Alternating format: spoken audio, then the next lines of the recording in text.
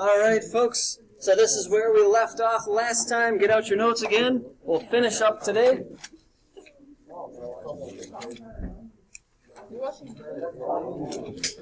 Oh, that's what you said. Is this gonna take the whole class? Yeah.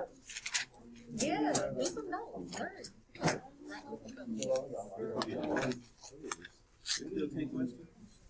Nah, there's not as much writing today as there was last time. Still 10 questions. Yep. So, we were talking last time. Keep it down, folks. Here we go. So, we talked a little bit about what happens when the sun runs out of fuel and its hydrostatic equilibrium is lost and it no longer can keep that shape. And a variation of those events happen with stars that are larger. When we start talking about things that are more than 10 times bigger than the sun, things like Rigel, you end up with a type 2 supernova. Because you have all of those forces pushing outward, succumbing to all the inward forces that want to collapse it in, it does so in less than a second. Because when you use up all of that fuel that produces those outward forces, you're left with only the inward ones. And the core collapses in less than a second. You get a massive, massive explosion, and that showers all the heavy elements that were produced in that star into space. Those things like nickel, iron, carbon, all those things that had gotten fused together. So then the question is, what happens after this? What are we left with? With the sun, we were left with just a white-hot core that would eventually disintegrate, or not disintegrate, but cool down from a white dwarf into a black dwarf. Something else happens for these massive stars, though, once they're finished exploding in a type 2 supernova. Here's another result of a supernova right there. And another one right there. What ends up happening is really interesting, because this core is massive. It's not like the core of the sun, where you don't have enough pressure and heat to fuse things together. You still have enough pressure and heat to do that for the remnants of a very large star like this. And what you actually start to do is fuse protons and electrons together. Any guesses on what you get once that happens? Explosion. Nope. Nope. Starts with an N. Nothing. Yeah, not nothing. You get a neutron star. So go ahead and write down neutron star. This is what happens to Rigel after it goes through all of these different phases. So just write down neutron star, that's all. For the folks at home, I think I got to move the fan to get that S in there. There you go. You're welcome. Yeah.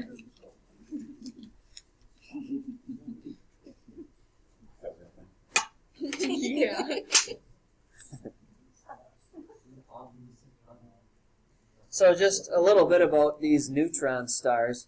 Obviously they're neutral because you've combined protons and electrons together. And so it's got a neutral charge. In general, they're about 15 miles in diameter, and they're extremely dense. If you can pack together protons and electrons, there's like no space left for anything in there. And to give you an idea of the density of this, think about taking all the humans in the world, all 8 billion of us, and crunching all of us down into a single sugar cube. That's the density of a neutron star. So you've got all sorts of atomic material in that small area. Extremely high gravity then, and these rotate very quickly. Most of them rotate in less than a second, but some of them you can get up to 30 seconds. And to kind of explain why they're rotating so fast, how many of you guys have watched figure skating before? A couple of people? So what happens, like maybe you're watching them during the Olympics or something, and they start out like this, and then they bring their arms in. What happens to them? Yeah, they go much, much faster. And that's what's going on with the conservation of momentum. As they bring their arms in, they spin faster. And the same thing happens when you have a neutron star. When you had this massive, massive star, and all of a sudden it explodes, and everything that's left is brought together to the inside, it's going to spin way faster than it used to spin. So it's the same story here. And this is a neutron star compared with the size of Manhattan over there. Pretty big area. This is an actual picture of a neutron star in the middle here. They're very difficult to detect because they really don't give off that much light because they are so small. But sometimes we have powerful enough telescopes that we can actually see these things. So, that's the end of Rigel. And that's the end of stars that are generally more massive than 10 times our sun. But what happens if we get stars that are even more massive than something like Rigel? Maybe something like this guy here, R136A1. Yeah. Now, this star, this blue one here, is not the biggest star we've seen, but it is the most massive. Like, red giants are bigger and more massive than this. Bigger, not more massive, because their layers have expanded. They're very sparse. They're not very dense. But in terms of actual material that gives you the ability to compress these things to make the nuclear reactions occur, this is the most massive star we've ever found. Write down this slide, please. Including the little board. Oh, no, just the title with the bullet point. I wasn't asking the answer.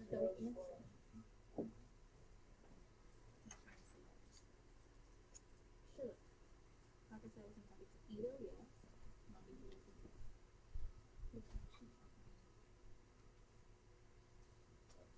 No,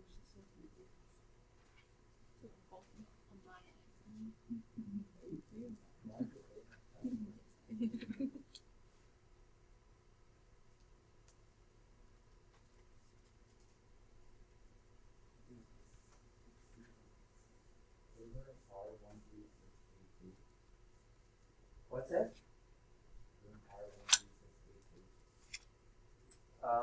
I don't know. That's a good question.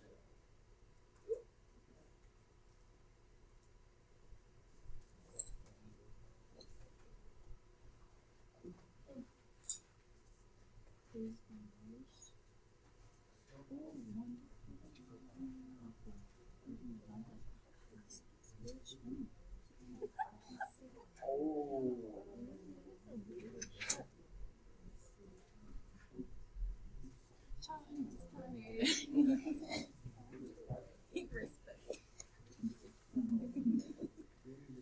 So a little bit about what's going to happen to this star if we'd be around to see these physical processes occur. When you've got something that's this massive, orders of magnitude bigger and more massive than Rigel. This is kind of just a summary of what would occur. You'd have a pulsating yellow giant, kind of like with Rigel. You'd then have a red giant, and finally you'd have a supernova. And then something interesting would happen. There's your supernova, and as soon as that supernova finishes, you look real close in the middle.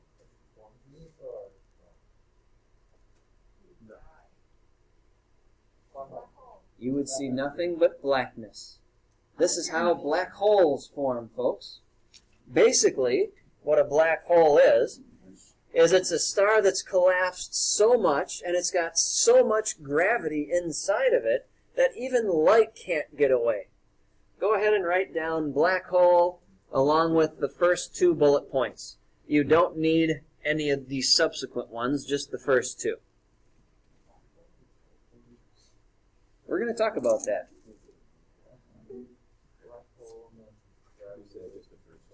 Yep, just the first 2 bullet points, that's all.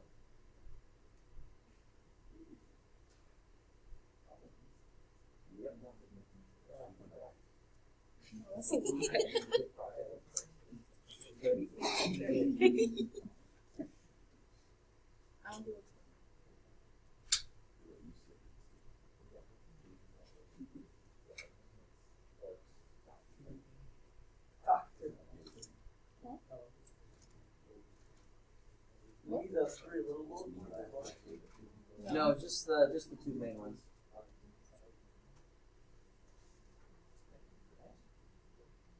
have that in a while.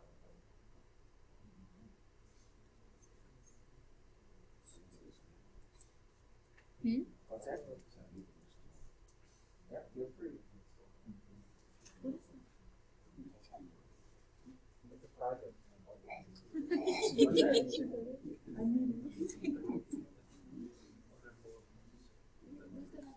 Yeah. Sure.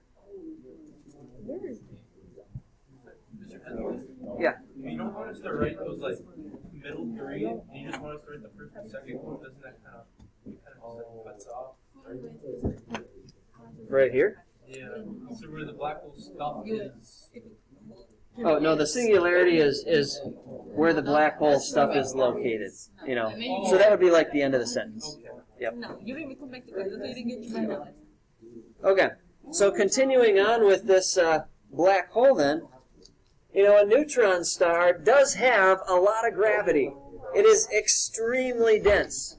And if you went to a neutron star and you tried to walk around, you would not get very far because you'd weigh about 1 million pounds more than you do right now. For a black hole, it's even worse than that because you've got so much. Keep it down a little bit, guys. Because you've got so much material compacted into such a small area, that gravity gets so extreme that you won't last even for the tiniest fraction of a second. Basically, where all of that stuff is located is called the singularity, that point in the middle of the black hole where everything has collapsed into nothing. Everything is collapsed in on itself past the point of neutrons and protons and electrons, until you get a situation where it's just like a single point, zero volume is where everything is located. And it's so small that when we do these calculations, you have to run them with infinite density. That's how small an area all of this material has been located. What's that? It's something that it's kind of like when you run calculations with graphs, you know, and you've got asymptotes. That's basically what this is. We have to acknowledge that these equations and these graphs only work with observable data if we use an infinitely dense core. And so that's something that's actually happening inside this black hole. It's very difficult to wrap your mind around this because you kind of think there has to be like a handful of material there somewhere, but it's actually been collapsed so far that there's basically nothing left. Black holes are the sort of things that are difficult to really wrap your mind and reality around. And this would be kind of an example of a little black hole here. Just to give you an idea of some of the different locations, you've got a singularity in the middle. That's where any of that material would have been located. And then you've got the event horizon. And the event horizon is the point at which you are not coming back. Theoretically, if you get into this area, you can still escape that. But once you cross this threshold, that's it for you. You can't get out of that black hole. And so if light can't get away, there's no way that you or I could. So we're going to talk a little bit more about these black holes because they are fascinating. The pictures that you're going to see are mostly just artist renditions. Things like this are accurate, though, because as black holes have so much mass and so much gravity, they bend light rays, and they bend them around the black hole itself. So this is the sort of thing that you would see as a result. It's called gravitational lensing. It makes like a little halo of light rays around the black hole. So just some little pictures here. So if a black hole gets a little bit too close to a star, it can pull some of that material in.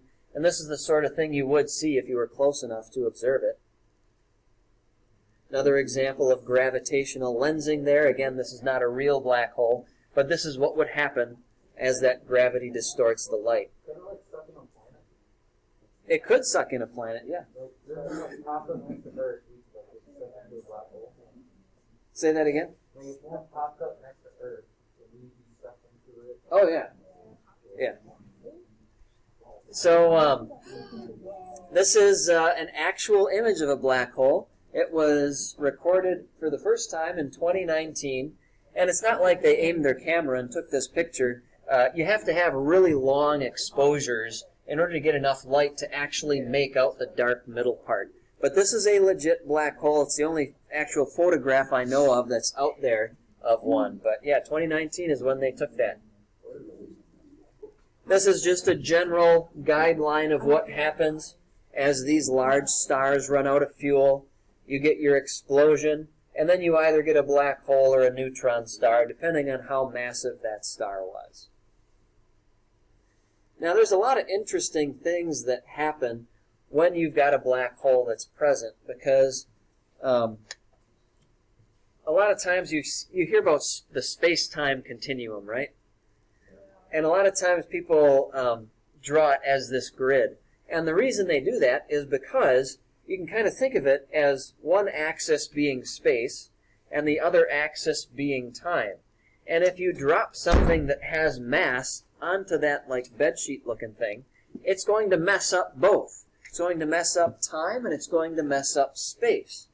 So to just kind of show you how this works, if you've got, say, a star over here and the light ray is coming in, if it would not encounter any object or any gravity, it would just continue in a straight line, like a laser beam. But if it has to travel close to the sun or some other object with a lot of gravity, that object will actually bend that light ray in a different direction. And so one of the things we talk about in physics is that when light rays go into your eyes, your brain automatically interprets them as having come in a straight line. So when we see this light ray on Earth coming from this direction, we aren't seeing, it's not like we look this way and we see the star. Our minds assume that light ray has gone in a straight line forever. So to us, it appears like that star is located there, when in reality, it took a bended path to reach our planet. So you're telling me that the stars we see might not be where they actually are? Well, generally no. Because our sun, like, if you look at imagine you got the sun up there, and there's a star that's, like, just off to the right of it. That one, you would have this effect taking place. But if you're away from the sun, like at nighttime when we see all these stars, this effect isn't the sort of thing that you're going to notice. But yeah, if we could see stars during the day, whenever you'd see one real close to the sun, it's actually not in that location. And this is something that actually helped prove Einstein's theory of general relativity, because the only time you can see stars at nighttime, or during the day, I should say, is when you've got a solar eclipse, when the moon is blocking the sun. And he made an observation in 1918 or 1916, something like that, where he predicted a star would show up next to the sun when in reality it was located in a different position. But because of that bending, we saw it in the exact place that he predicted it would be. That was one of the things that confirmed his theory. And there's a lot of different effects that you get from relativity here. So in terms of these black holes causing distortions in the space-time continuum, there's two things that really happen. One thing that if you've taken physics you know about already, imagine you've got yourself a twin. And you were born at the exact same time, you've aged the exact same way, but you're a little bit more explorative. And you go off into space, traveling at speeds maybe 30% the speed of light or something, and 20 years later you come back to Earth. You would find that you have aged much less than your twin. It's crazy to think about, but it's one of the effects of relativity. Basically, when you hear relativity, it's exactly as it sounds. Things are relative, and that includes time. In physics, I actually talk about why time changes like that. But the main thing you have to realize is that if you move at a very, very quick speed, time's going to elapse slower for you. Now, to you, you're going to look at your watch, and everything's going to seem normal. But it's when you look outside your frame of reference that things get really, really strange. If you were like moving that fast, going past Earth, and you could see the clocks on the surface of the Earth, those clocks would appear to be moving faster than they should. On the same note, if you had a big clock on your spaceship, and the people on Earth are looking up at you, they would notice that your clock appeared to be moving slower than it should. So whichever frame of reference you're in feels normal to you, but when you look outside of it, that's when things get strange. But yeah, if you want to be younger than everybody else your age, go ahead and move at a high speed for a long time and come back later, and you'll have aged much less. They've actually done this with atomic clocks. If you put an atomic clock that's super accurate onto an airplane that just flies normally like a commercial airplane, and you synchronize it with one that's on the ground, you'll find that after a couple of years, the one that's been on the plane has elapsed less time. It's a very small fraction of a second less, but it is measurable. Did we do that video? Yeah, with the fighter jet? Yeah, we talked about this with relativity in physics, absolutely. Now, general relativity has a different effect, and basically, instead of looking at things moving really fast, you're looking at things that are in a big amount of gravity. And if you fall into something like a black hole, what's going to end up happening is not only is time going to change because you're moving faster, but it's going to change simply because you're in a massive amount of gravity. And there's a lot of different things that happen to you as you fall into a black hole. Two different things, really. I'll talk about them now. Not really. You'd probably be in heaven in a second. Yeah. Let's pretend, because there's two kinds of black holes. There's one kind that's caused by a single star that's collapsed on itself, and there's one kind that constantly feeds on other stars. And these are the real massive black holes that are found in the middle of galaxies. I know I'll have you write that down in your notes eventually, but so if you deal with a black hole that's caused by a star that's collapsed in on itself, those are the ones you'd actually rather not get close to. Because right now, as you're sitting in your chairs and as I'm standing, gravity is actually pulling on our feet stronger than our heads. The closer you are to the center of the earth, the more strongly you're going to be pulled. And the further away you are, the less you're going to be pulled. So your feet are actually being pulled stronger than your head. You can't notice that right now. But if you have a black hole from a collapsed star, that effect gets taken basically to infinity. So here's what happens if, let's say, like, oh, and you want to go for a swim towards a black hole. So you're swimming like this to that black hole, and it's near the back of the room. Well, when you get closer, that gravity difference gets very, very, very big, very, very, very fast. So you'll reach a point where your fingers are getting pulled way more than the rest of your body. And what ends up happening is something actually known as spaghettification. So the molecules on your fingers would start to strand off in these like little molecular spaghetti-looking things, and you'd be pulled atom by atom into that black hole, and that's spaghettification. Did that hurt? It would hurt for a little while, yeah. You'd be ripped to shreds. Oh yeah, you'd be dead very quickly. Now, if you want to prolong your life, you would rather jump into a black hole that is supermassive. Because now that it's so much bigger, that gravity difference isn't as strong. So you would last a lot longer falling into a bigger black hole. So the question is, then what happens? Well, eventually you get to a point where you'd just be crushed. You'd feel a lot of pain before that because it's a gradual thing. But the most interesting thing you'd experience is you'd experience time slowing down. Imagine, let's imagine someone falls into a black hole. Do you guys still know who Flava Flav is? Yeah. Okay. He's got this massive clock that he wears around his neck. And so imagine he's falling into a black hole. As you fall in, time slows down. So as we're watching Flava Flav descend into the black hole, we would observe his clock getting slower and slower and slower, eventually coming to a stop, and it would appear that he is frozen in time.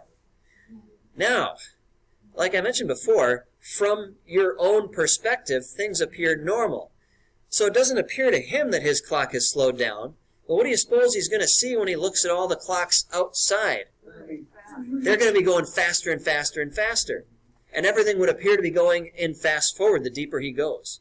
And so that's the effect that you would see as you descend into that black hole. It's crazy stuff, but relativity has actually been proven. It's observable science, and it's the sort of thing that kind of makes you shake your head, but all of our data and all of our observational evidence point right to it. Yeah? Okay, so if I like the tide ray is thrown into a black hole, Okay. would I be able to pull them back out? No. If you cross the event horizon, that's it. So there's, what about like this can always end up?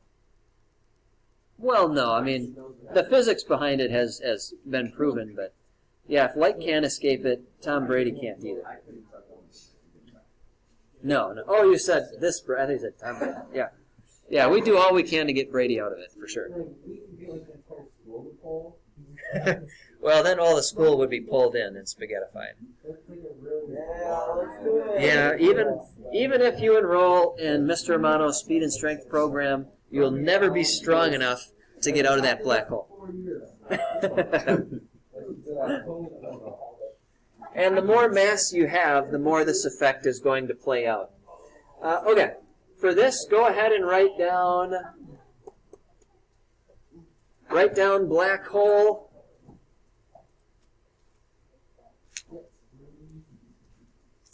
And then write down the second bullet point about X-rays.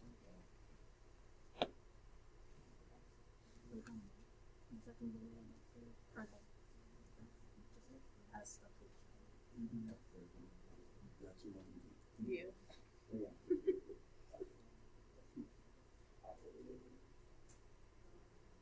Yes.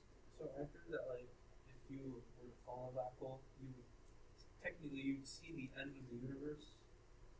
Yeah, you would, because everything's getting more and more fast forwarded for you as you descend in it. I'm not exactly sure biologically how long you'd last, how fast forward things would look. But yeah, if you could last a long time, you would probably see Judgment Day happen. So, yeah, so you're like a time traveler. Yeah, basically.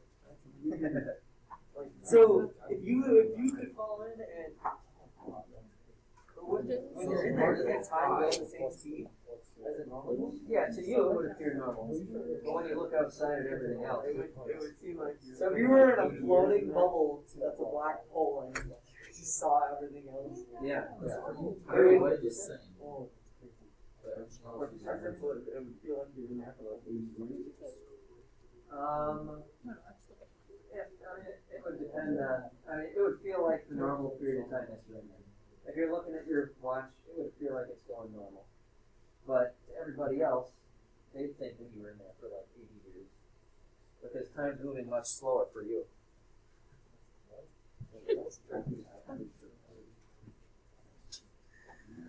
So, in the same way that when you have nuclear fusion happening on the inside of stars, they give off radiation. The same thing is true when things cross the event horizon in a black hole. It gives off X-rays. And that's one of the ways that we're able to find out where these black holes are located. Because obviously you can't just look for them, because all of space looks black. You're not going to be able to find them.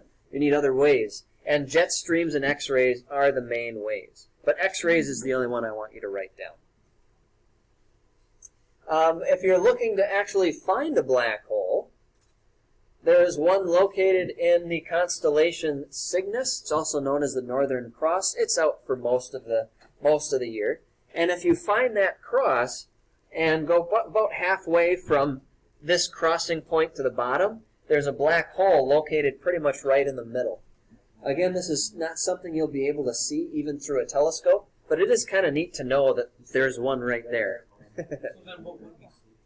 We just see nothing. I mean, it looks black, so you're not going to be able to tell it from the rest of space. Yeah, it would be darker black. Yes, How do they even know it's black holes there? because they've seen the jet streams through powerful telescopes and the X-rays. Yep. Some artistic pictures. This represents the radiation coming off. This represents the X-rays.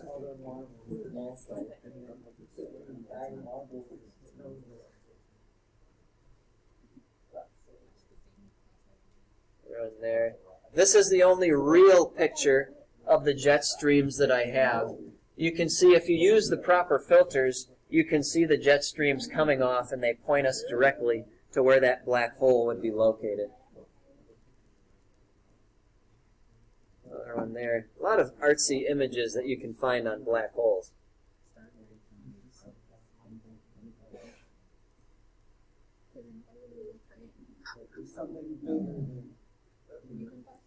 So the question might be, where are the biggest black holes? Because after all, if we're going to fall into a black hole, we'd much rather fall into a big one.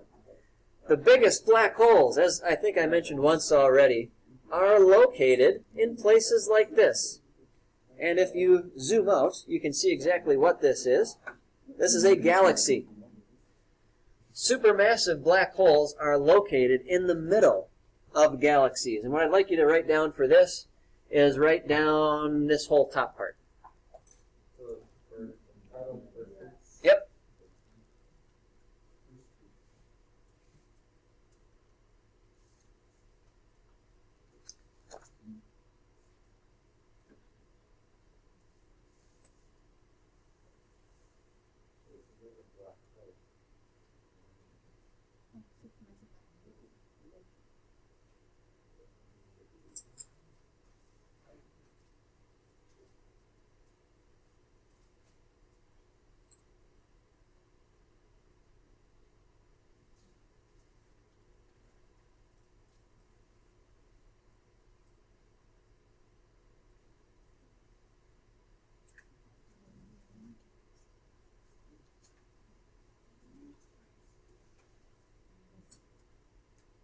And so these massive black holes get that big because in the middle of galaxies is where there's a whole bunch of stars. And so you've got yourself a black hole that can constantly feed on those stars because it's so dense in there. And these black holes are present from our measurements in the middle of just about every galaxy that we've located. So in the sky, you want to look to Sagittarius if you're looking to actually see the location of our galaxy's black hole. So if this is you, Sagittarius is the constellation that looks kind of like a little teacup. And if you go just off the end of the edge of that teacup, that's where the middle of our galaxy is located, and that's then where its black hole is. Now, you can't actually see that black hole because there's a lot of stars in front of it, but that's where it would be located.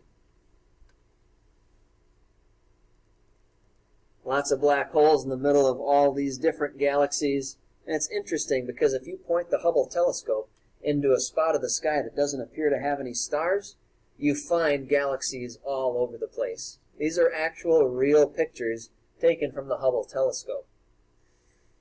Now, the last thing that we need to mention about black holes is what's the deal with wormholes? Because you've heard about how, maybe you can go from one part of the galaxy to another part of the galaxy and just travel through these black holes in order to traverse those huge distances in a small amount of time. And it's a popular thing in science fiction magazines. So here's the deal. To understand wormholes, you got to understand our universe. And there's really three ways that our universe could be shaped. It could be flat, where it's all nice and evenly distributed. It could be curved like a basketball, and you'd never reach the end. You'd keep walking and walking. You'd eventually come to the same place you started from. Or you could have it so it's curved like this, and this would be like a negative curve.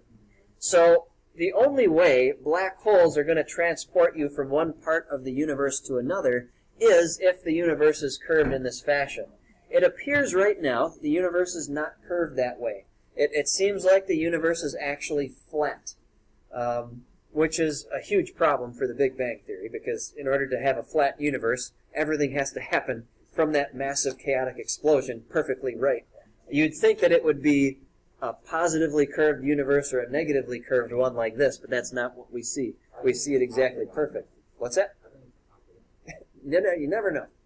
So anyway, but if you would have a negatively curved universe like this, you could theoretically get a black hole here, and here, and they could link up, and you could travel from one location in the universe to another. Imagine this would actually happen and work. Why would you not want to take this path? Well, you won't get back, and yes, you would die. You would be spaghettified. So yes, the individual atoms and molecules in your body would go from one end of the universe to the other, but that's all they'd be. You'd be spaghettified through, and your molecules would be everywhere on the other side. You wouldn't be you anymore. So don't take that path if anyone asks you to do so. Now if I just like drop a rope through it. The rope would be spaghettified. Yeah. And here's another example of that gravitational lensing. Now, this is super important, folks, because where did we end up at the beginning of this lecture? Yesterday. Where did the USS Hathaway go? In the black hole. We actually went into the black hole. So can we get out? No. No. However, the USS Hathaway is equipped with special equipment for just this occasion. And I need a volunteer to help us get out of this black hole. Owen.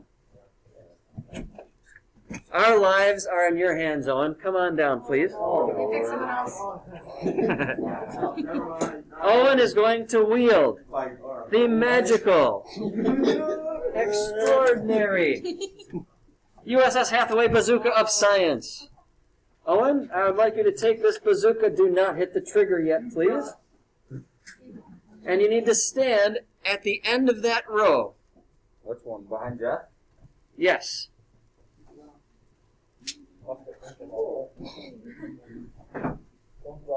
And Owen, here's what you need to do. You need to get a good aim with that bazooka, because it will destroy and shatter a black hole from one shot. So, aim carefully, and when you're ready, let loose and try and save us. Aim it right at the screen. Right at the black hole. If you feel like you want to get closer. Hey! He got it! No! You could have given me a warning. The black hole has shattered. And we have found our way out of it. So there we are in the USS Hathaway, safe outside the black hole and safe beyond the event horizon. And we are going to travel back to where we came from. We turn on the jet boosters and we fly ourselves all the way back to Earth. So at this point, I want to say thank you for riding the USS Hathaway. It's been a wonderful pleasure. Please feel free to come back and see us again sometime. No matter where you go. Exactly.